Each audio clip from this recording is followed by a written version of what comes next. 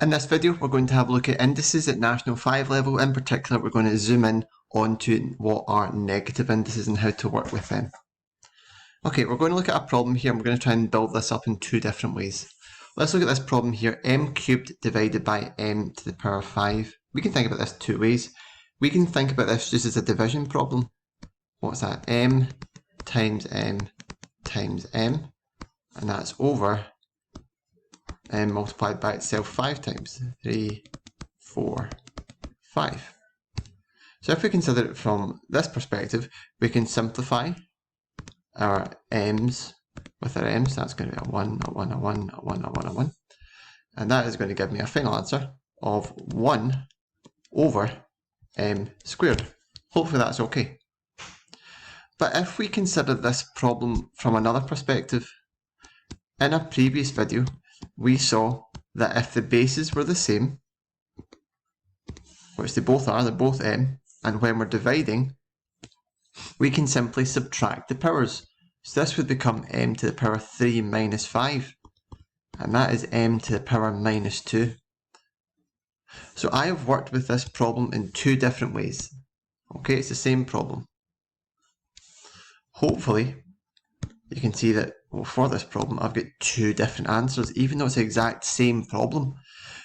So it must hold, it must be true, that because this is the same problem, that this answer is the exact same as this answer, which is in fact the case.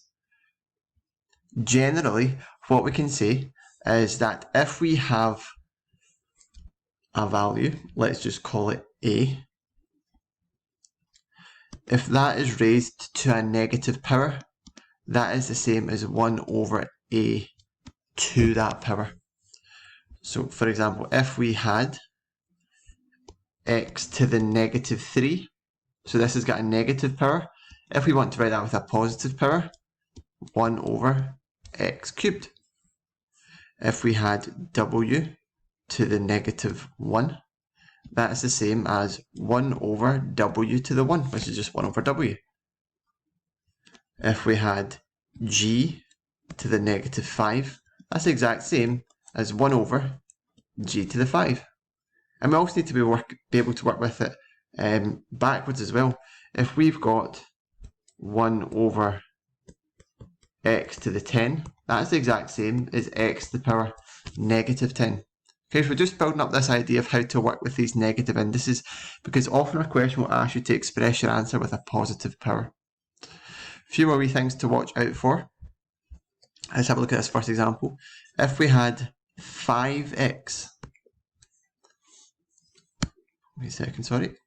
If we had 5x to the negative 3, well, it's just the term with the power that would move to the bottom. So this would become 5 over x cubed.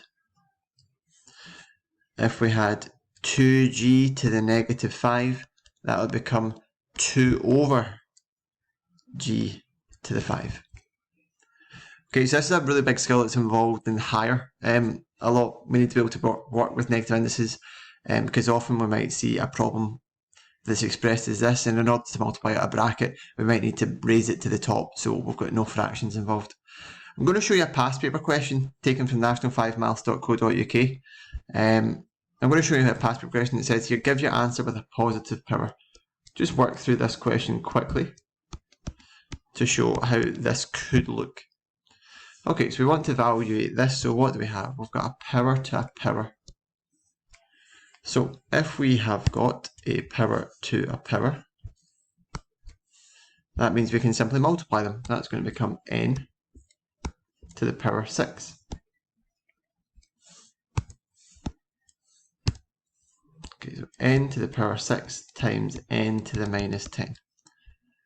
Okay, we're multiplying, so we can add the powers. 6 plus minus 10, well, that's going to be minus 4.